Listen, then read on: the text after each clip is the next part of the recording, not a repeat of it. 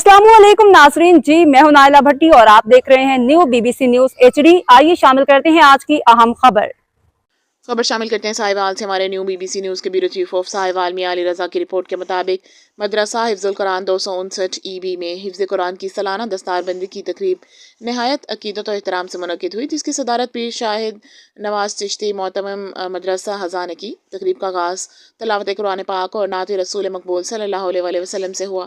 तकरीब में मुअज़्ज़िज़ उलमाए कराम, मेहमान ख़ुसूसी, वालिदैन और तालिब इल्मों की बड़ी तादाद ने शिरकत की।